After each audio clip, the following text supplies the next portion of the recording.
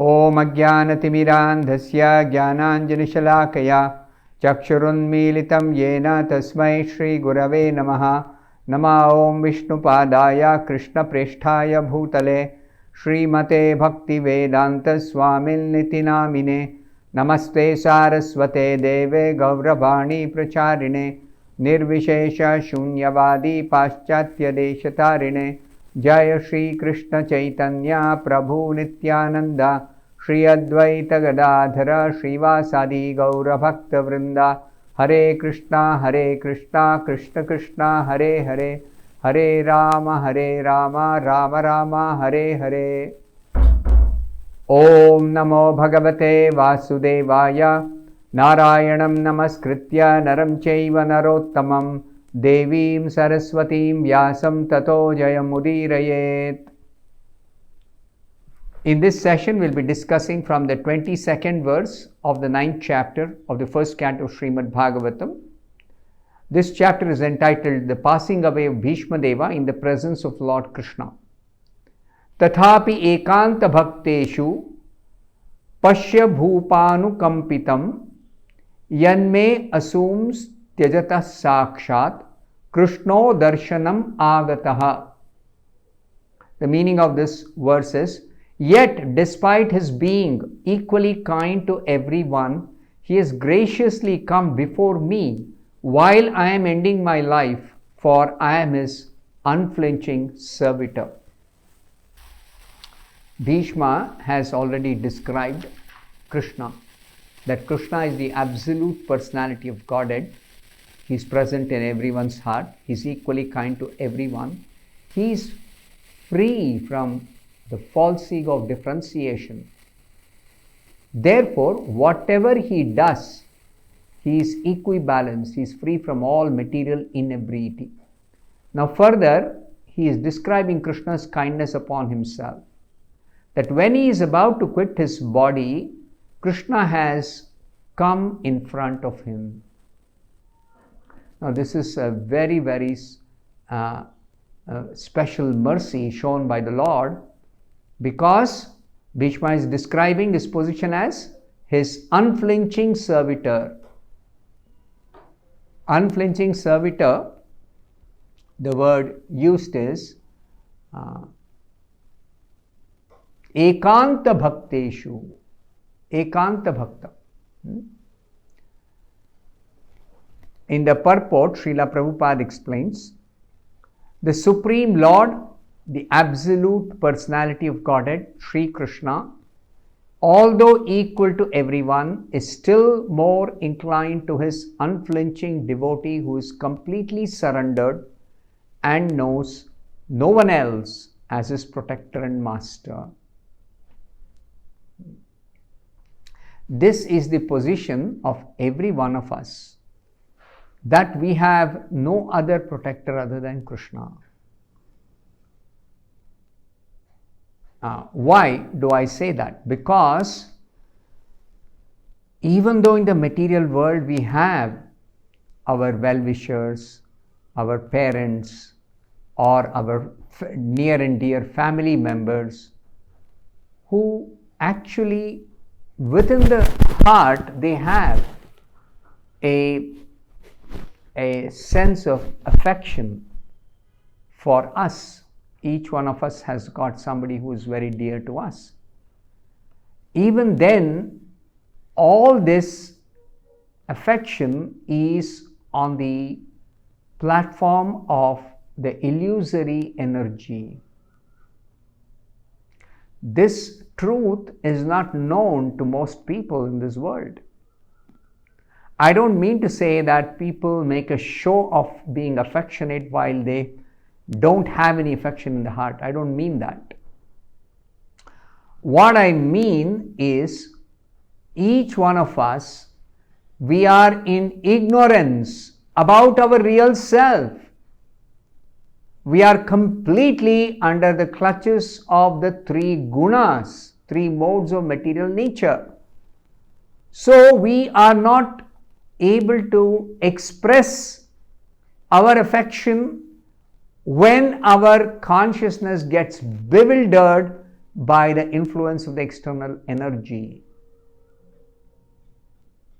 So, even though I want to give protection to somebody whom I consider as my very, very, very dear relative or friend, still, because I myself am not in a secure position, how can I give protection to somebody else when my own position is very, very insecure?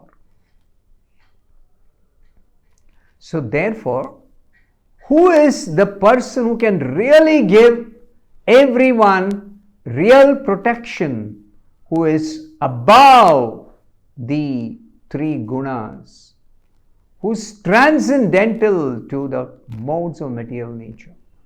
So that is explained by Prabhupada, that Krishna as the Supreme Personality of Godhead, Absolute Personality of Godhead, is equal to everyone. Samoham sarva bhuteshu name dveshwasti na priyaha. In the Bhagavad Gita, this is explained by Krishna. But ye bhajanti tu mam bhaktya. There is still a special consideration for those who are as unflinching devotees. Ye bhajanti tu mam bhaktya. So therefore here it says, tathapi ekanta bhakteshu. Ekanta bhakta, ananya bhakti, avyabhicharini bhakti, pure devotional service, unflinching servitors. Because Bhishma is one of the unflinching devotees or unflinching servitors of Krishna, Krishna is more inclined to such devotees. Krishna is more inclined to such devotees. And even such devotees, within the core of their heart, they are completely dependent on Krishna's protection. It is reciprocal. It's not that Krishna is giving protection and the devotee is thinking somebody else is my protector. No. The devotee also knows, other than Krishna, no one can give me real protection. Especially at the time of death. At the time of death, who can really come to help you? It is only Krishna. Nobody else within this entire world can actually do anything to save you or help you at the time of death. So Srila Prabhupada further says, having unflinching faith in the Supreme Lord as one's protector, friend and master is a natural condition of eternal life. This is exactly what I mentioned, that it is natural for all of us to seek Krishna's protection. Provided we are situated on the spiritual platform, the condition of eternal life. Right now, what is our condition? We are under the clutches of the illusory energy, and therefore our life in this body is temporary. We are on the material platform of the three gunas, in which there is creation, maintenance and destruction. The characteristic of Rajoguna is creation. The characteristic of Sattva-guna is maintenance. The characteristics of Tamoguna is destruction. So this body is created, and that is when we say birth takes place, and then this body is maintained. When we say there is sustenance of this body, the body is maintained, and then at a certain time, after a limited duration of time, this body will be destroyed. This body cannot be maintained anymore. We say death. Death means the destruction of the body. So, it is totally different on the spiritual platform. We, as each one of us, a spirit soul, it is totally different. A living entity is so made by the will of the Almighty that he is most happy when placing himself in a condition of absolute dependence. See, the nature of spiritual life is such that there is absolute dependence on Krishna. And material life means there is relativity. Somebody I can depend more, somebody I cannot depend as much, somebody else may be somewhat dependable. All these relativities exist. But there is no one I can absolutely depend on, because nobody is fully secure themselves. Their own position is always shaky. In terms of their material body, anyone who possesses a material body because of taking birth under the illusory energy, their own position is insecure. So what security they can give to others when their own position is not secure? The opposite tendency is the cause of fall down. The tendency to be independent of Krishna's protection. The living entity has this tendency of falling down by dint of misidentifying himself as fully independent to lord it over material nature or material world. We have this tendency because of the enviousness towards Krishna, or because of the desire to lord over, like Krishna is the Supreme Lord. He is the absolute Lord of everyone and everything. So, trying to imitate Krishna, trying to compete with Krishna, trying to forget Krishna, all these tendencies cause the fall down of the living entity from Krishna's protection. The root cause of all troubles is there in false egotism. False egotism.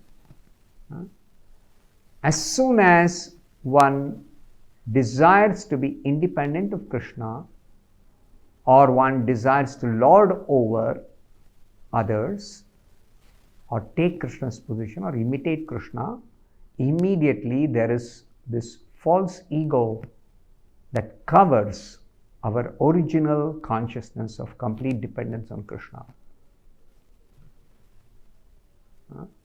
So, to become secure and safe under the protection of Krishna, absolute protection of Krishna, means to draw towards the Supreme Lord Krishna in all circumstances. And that is what Bhishma Deva is teaching all of us. The appearance of Lord Krishna at the deathbed of Bhishma Ji is due to his being an unflinching devotee of the Lord. So, when somebody is a pure devotee under all circumstances, unfailing in all circumstances, then the Supreme Lord protects such a devotee always, especially when the devotee has to quit the body, the time of death. That is a critical moment in one's life. Arjuna had some bodily relation with Krishna because the Lord happened to be his maternal cousin. But Bhishma had no such bodily relation. When Krishna helps the Pandavas, somebody may think that, oh, because Krishna is related to the Pandavas through some bodily relationship. Actually, there is no bodily relationship between Krishna and anybody. Krishna doesn't have a material body, so where is question of bodily relationship? But even if, for the sake of his Leela, he appears as the son of Devaki or Vasudeva. Vasudeva and Kunti are having that blood relationship. Vasudeva is the brother of Kunti. So Kunti's sons, the Pandavas, and Vasudeva's son Krishna, through such relationships between Vasudeva and Kunti, they are related as maternal cousins. But what about Bhishma? Bhishma has no such bodily relationship. So therefore, Prabhupada says, in the case of Bhishma, the cause of attraction was due to the intimate relation of the soul. So how is it that Krishna appeared in front of Bhishma, and Bhishma is acknowledging that very kindly the Supreme Lord has appeared when I am about to quit the body? It is because of the relationship of the soul. And that relation is eternal. It is never based on any bodily connections. It is a relationship between the soul with the Supreme Soul.